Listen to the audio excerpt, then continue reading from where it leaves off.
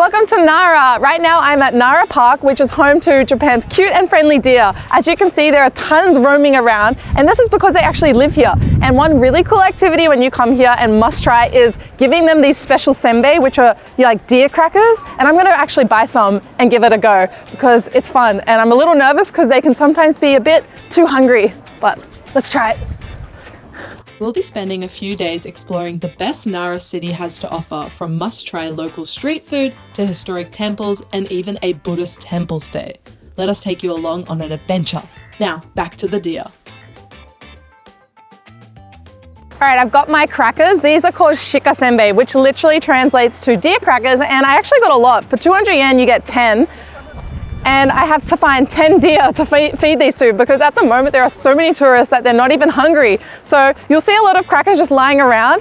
But I think if I head to the kind of outskirts of the park, because this place is huge, it's literally massive. So there should be a deer out over there that is still hungry and hasn't been fed yet, but we're gonna have to look far and wide. Oh, Shika-san. One of the great things about Nara Park is that this is their natural habitat. So of course, they're wild deer, but it feels like we're in the middle of a forest almost, with like this creek as well as just like these trees. And this area looks beautiful in the fall and in the sakura season. Like you have the rich red and brown autumn leaf colors, and of course in the spring, which it is now, the cherry blossoms are a bit late, the really pink trees. So Nara Park looks great all year round. Oh, and in the summer, it goes bright green. So yeah, it's really, really nice. And it's great to just come out here because I feel like a lot of people might miss it when they do the golden route, but you have to check it out. The deer are just so cute. Look, this guy's hungry. Bow. Oh, good boy. Oh, sugoi. Ah, jozu. Wow, so one tip is when you come here, do a bow and then give them the cracker. Oh, this is a really fun experience when you come here. Oh, kawaii. Ah, okay, yeah, you hungry too? So today the deer have been very friendly, but in the past they used to be very hungry and would come after you if you carried any other food. So my final tip is try not to carry food outside of these crackers because they might want to eat it and that's not good for them either. So yeah, oh, they're so beautiful. What a beautiful creature. Ah, yoku dekita. Kawaii, bye-bye. All right, I've had a lot of fun with the deer, but now it's time to check out the temple nearby. It only costs 800 yen for entry, and I think it's one of the best experiences you can have here because seeing something like this, it's out of this world. And you're gonna have to wait till we get inside to just understand how big this is. It's actually been around since the year 752, and it is now a World Heritage Site. I love that Japan is able to preserve these beautiful historic areas, and you can come here because literally thousands of people are visiting this temple to pray to the Buddha every single day. The Great Buddha itself is actually situated inside the Daibutsu Den, which is the Great Buddha Hall, and it's among one of the world's largest wooden buildings, and it took approximately 2.6 million people to build the Great Buddha that now lies in here. And when you come inside, you'll go around literally a big loop, and there are tons of other statues you can check out, and you can just really take it in because I can't describe to you in person right now how big it is. I'm really lost for words. Great Buddha in Japanese is called Daibutsu, where Dai means giant and Butsu means Buddha. And so if you ever come to Japan and you're looking to see the Daibutsu, that's what it means, Great Buddha. Right now I'm actually in a queue because I'm going to be going through one of the Great Buddha's nostrils. Yes, I know that sounds a little peculiar, but it's an experience you can try here. So I'll see you in a moment. I don't think I fit. I'm not going to get the good luck from the Buddha, but if you're small enough, you can come. Oh, I'm ready. The street food scene in Nara is incredible, and I highly recommend coming to Kintetsu Nara because when you walk about 3 minutes from the station, you'll be in this shopping like arcade, and you can already smell all these amazing foods. And there's actually a Mitarashi Dango store right here behind me, and I'm seeing them make it fresh, and I'd love to try it and introduce it to you guys. So for 130 yen, you can grab yourself a Mitarashi Dango, and that is this type of mochi that is covered and coated in this really sweet, salty sauce. And I absolutely love it. And you can just smell the roasted mochi right in front of me. Mitarashi dango hitotsu kudasai. The moment I got it, there was just steam coming off of it, and it's time to dig in. Itadakimasu.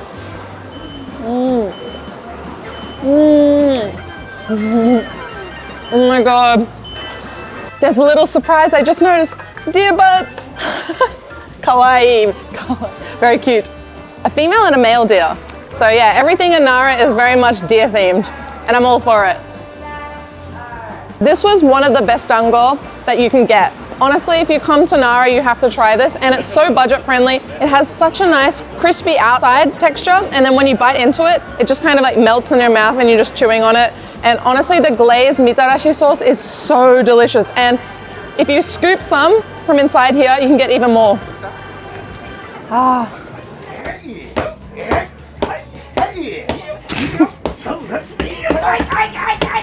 Okay, so I've just got the mochi that they made freshly behind me, and I'm gonna bite into it. It's really warm. Oh, it's so stretchy.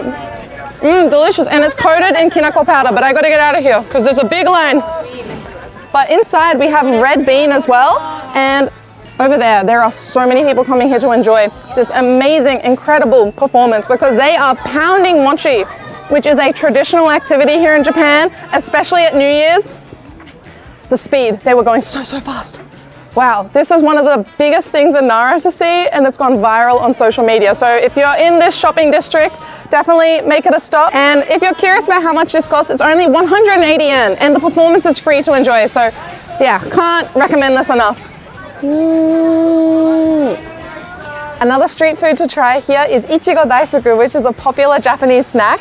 And it's basically a beautiful strawberry, and we have mochi where inside there's a red bean paste. Have a little Nara themed deer cracker biscuit, so adorable. And this store actually specializes in strawberries, so they're getting it every morning from the strawberry fields here in Nara. And I'm going to dig in. Okay, I'm gonna give it a go. That strawberry is so sweet. Japanese strawberries are also so delicious. You can't compare them to the ones we get overseas. I love the combination of the fruity, tangy strawberry, and then you have the really rich, really sweet like red bean paste inside, and then the mochi, which doesn't really have flavor itself, balances that all out. And I'm gonna give this little deer biscuit cookie a try. Oh my god, it's so cute. Just like a shortbread cookie. Sorry, dear. This is really good. And I think for one of these, it's only 300 yen. So everything here, the street food, is super affordable. A classic food to try when you're in Nara is Kakinoha sushi, and essentially it's this typical food that they'll have at summer festival time here in Japan, and they'll use this persimmon leaf and they'll wrap the sushi, which has fish as well as the sushi rice. And because I can't eat seafood, I've dragged Shah to try them. Thank you. Yeah. So we have salmon, horse mackerel, and sea bream. And it's really cool because they're wrapped in the persimmon leaf, which is really unique because normal sushi doesn't come like this. Yeah, wait, how'd you eat this? So I know that you can't eat the leaf, so you have to open it up. Okay. So be careful when you eat this. Oh, it looks really nice. So this one looks like the salmon one. I always enjoy some salmon. This is raw fish. I mean, if you come to Japan, you do have to try some sushi. Okay, I'm gonna try this one. Let's go with this salmon one now. Do I just put the whole thing in? Whatever you want, man. Okay, itadakimasu. And that rice is very chewy, very gelatinous. The fish is really good. I love sushi anyway. This rice has more of like a sweet, vinegary, like it's compared to like normal sushi that you'll find at the kaiten place. It's definitely more like a sweet or like vinegary. Is that the main difference you'd say? Yeah, I think that's the main difference. Like the fish is like good quality, tastes great. But the rice is it tastes different for sure compared to like normal like sushi store sushi. Maybe you should unwrap another one. I like the whole experience of eating this because it's very different. It's like a parcel. You just have to unwrap it and then you know it's fresh because like even though I don't eat seafood, I can see just how like. Which one's this one? Let's have it. What is this one? Sea bream? Aji? I have no idea, but I'm gonna put it in my mouth. So itadakimasu.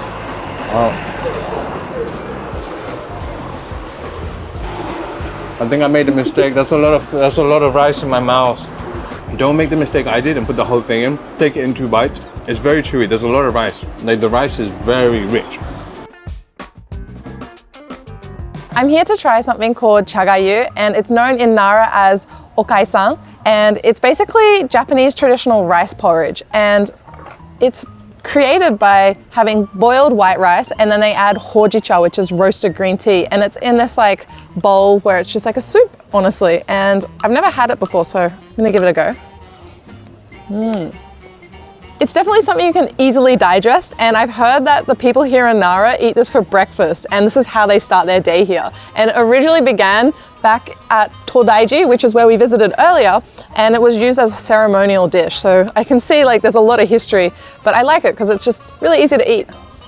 And the bitterness of the tea actually kind of balances it out quite nicely. And there's a lot of places you can eat this when you're visiting Nara, but I've come to a specialty pickle store. So in Japan, pickles are really big, and I've got a large variety here. I've got kimchi, I have some local Japanese veggies, as well as things like radish, and I'm gonna give it a go. So, itadakimasu. And this is all you can eat pickles. So this particular place has a miso soup, but it's inside this little wafer, monaka.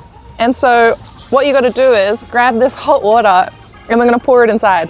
And apparently it'll just dissolve. And not only do I have a wafer as a miso soup, as a dessert, I also have a little monaka with red bean paste inside too. Nara is quite similar to Kyoto in many ways. It has a lot of rich cultural tradition, and so I find that a lot of the wagashi that we've had earlier today, like traditional Japanese sweets and red bean, is super common here. There was some seaweed as well, wakame, in there. It also came with a hojicha tea to go with the dish, as well as a soft-boiled egg. This dish is also great because you can enjoy it any time of year. In the summer, they will serve it to you chilled, and in the warmer seasons, of course, it's going to be hot, but you can add sides, so sweet potato, persimmons, because there are so many persimmons here in Nara. Make sure to give this a go when you're visiting Nara. If you're going to visit Japan, there's one thing you should consider trying out, and that's staying at a temple. This is called shukubo, and it is where you get to stay overnight inside a temple, and this is a temple in the mountains of Nara. This is a very unique experience, and we're going to be learning lots of things from the monks who work here and live here, including eating the dinner and morning rituals, and it's going to be such an amazing experience, and I'm going to take you along for this. So let's go check out our room. So this is Gyozokuin Temple, and when you arrive, there's actually a lot of pathways, but when you come here, you're gonna actually check in at reception, which is this beautiful building behind me, and you're greeted by the monks. So let's head inside and say hello. Konnichiwa. Welcome to my room, come inside. This is actually really nice for a hotel that's inside of a temple. I don't know if I can call it a hotel. It's a temple stay. And the greatest thing is this kotatsu. So this is a heated table where you can sit inside it. And of course, we have a little bit of a view out the window, which you can admire from here. Wow. So these are all sakura trees, and when they're all in full bloom, it would be absolutely beautiful. And if you come over here, this is where we have my bed. And it's not a typical, Western style bed, it's a Japanese one. So this is a futon, and it has a really nice, beautiful, like silk style blanket. And then we have a pillow, but this is not any pillow. It's got beans inside. And this is where I'm gonna be sleeping for the night. Pretty cozy, it's very big. I think you could fit several people in here. So if you're planning to stay with friends or family, you can definitely fit about 3 to 4 people, I'd say. Also, I think it's time for dinner, and while I'm staying here, it's important to be punctual, so I don't want to be late. It's dinner time, and to have our meals, we're actually brought into this big communal space, but we're dining on these like tiny cushions and tiny tables. It's really cute. And we have a variety of food here, and I believe it is all vegetarian, and some of it is vegan friendly. And this is the main part. It's a nabe, so a hot pot, and we have things like negis, green onion, mushroom, tofu, as well as some sides here. This is what would typically be sashimi, but we have some type of tofu, and I believe this looks like konnyaku. And then we have more on the side here, and I'm very interested in this tempura because there's one that is really colorful. It has all types of like crackers on it. And then we have a dessert, other dishes, lots of side things, of course, rice. So it's going to be a very filling meal. I'm going to start with this nabe, and I'm very excited because there's something inside here which is called yuba dango. And yuba is actually tofu skin. It's a big part of the traditional food here, and I've never had that before. Itadakimasu. It's very hot.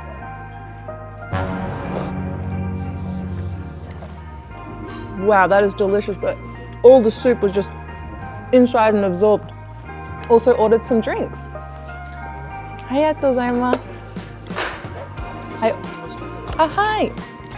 So I have some local sake from Nara. Very excited. It's a cold one and it'll go perfectly with this dish. And we put it inside something called an ochoko. It's a cute little cup like this. And of course, they have other alcoholic drinks on the menu. You can get Asahi beer as well as shochu, which is sweet potato alcohol. And while you're staying here, they do have vending machines, which you can access at any time, but they don't sell alcohol. So if you want to drink, do it while you're having your dinner. This is honestly the perfect way to enjoy a traditional Japanese meal. Kanpai. That sake is so smooth. It's a little bit on the karakuchi side, so the dry side. There's another interesting thing here. We have yuba. So usually it's sashimi, so raw fish, but here they've taken the yuba skin, as I mentioned earlier, that was tofu skin, and you dip it into soy sauce. So this is instead of seafood, which is great for anyone with dietary requirements. So when you have tempura, we've also got some special tempura salt, which you'll enjoy with it. Such a good dish. So in terms of activities while you're staying overnight, after dinner you essentially have free time, but there is something called a night walk, so you can wander around the entire premise and there are lanterns that are basically lit up. So I'm going to do that, but there's also a bath, and the bath hours are very specific. You can only enter between 5 p.m. to 10 p.m. So you can't miss that, because in the morning they're not available either. I actually had a peek at them earlier. They're very nice and modern, as well as the toilets here. So you don't have to worry, are they old, are they easy to use? Totally fine.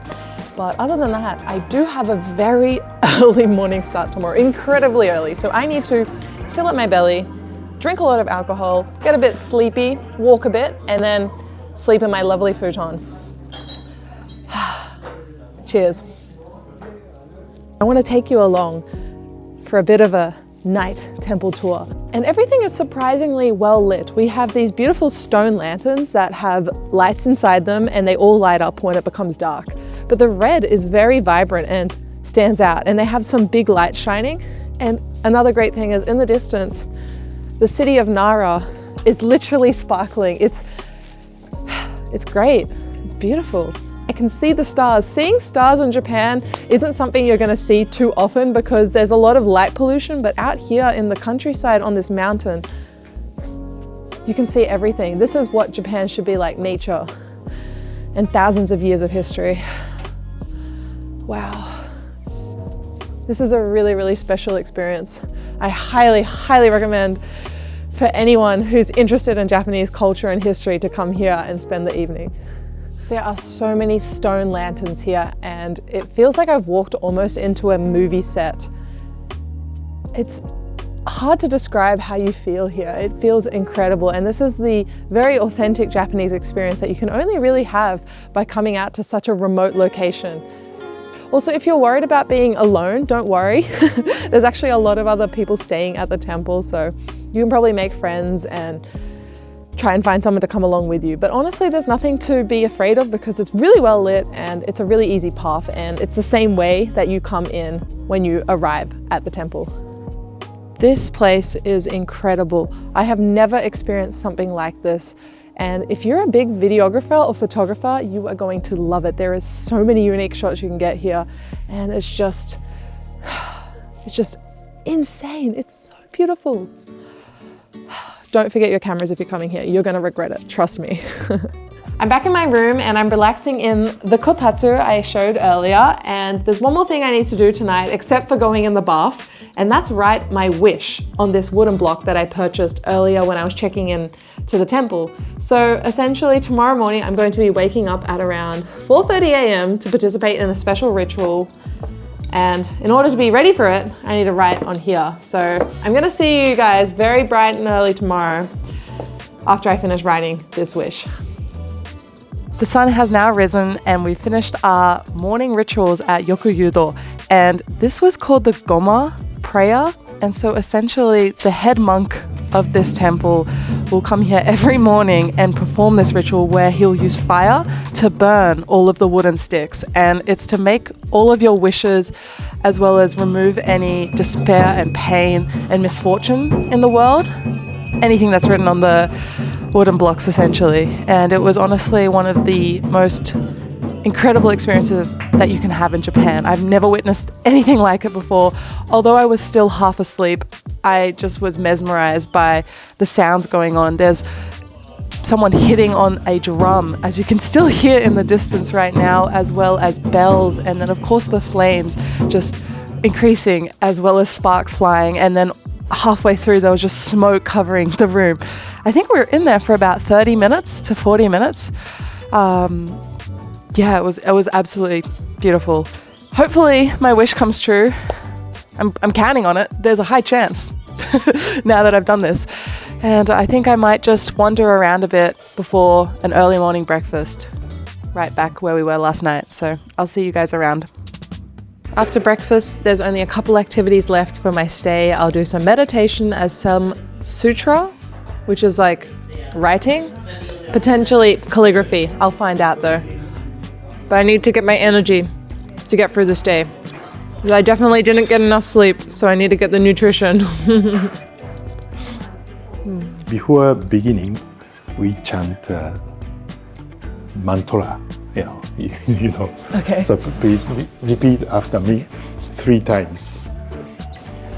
Ombe shira mandaya soaka. Ombe shira mandaya soaka. Ombe shira mandaya soaka. Ombe shira mandaya soaka. Ombe shira mandaya soaka. Ombe shira mandaya soaka. Yeah, thank you. Thank you. It's difficult, but very good. I'm not the best at calligraphy. It's something I've done many times, but it is a little challenging. So I've got some ink here and I have a calligraphy pen.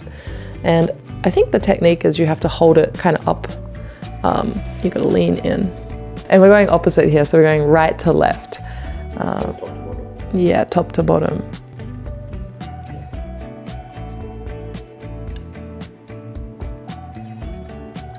I think if you didn't know any Japanese, this would be even more difficult.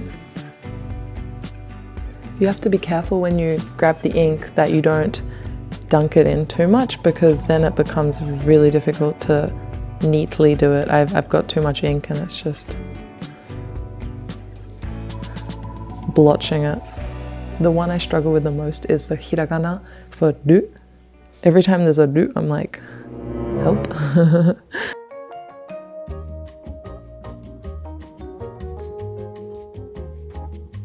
This is Mt.Wakakusa, a mountain situated directly behind Nara Park and between Todaiji Temple and Kasuga Shrine, and it offers really beautiful panoramic views of the entire city of Nara. And right now it's a sunny afternoon. There are tons of families, couples just coming here to have a relaxing day out, but I recommend coming here at sunset or in the evening to get a different perspective, because it would just be so amazing. And one surprising thing is that there are actually tons of free roaming deer. Stop. So literally in all of Nara or Nara City, there are deer just hanging about. Yeah, so I'm gonna walk around and say farewell to Nara because this is my last few moments here. Head to the links down below and we look forward to seeing you here. Like, subscribe and comment for future content, and we'll see you in another video. Bye-bye. Can you hear this? ASMR chewing. Deer. But. Bambi butt. Butt of Bambi. Oh dear, where are my deer? Haha, haha. Insert comedic laugh.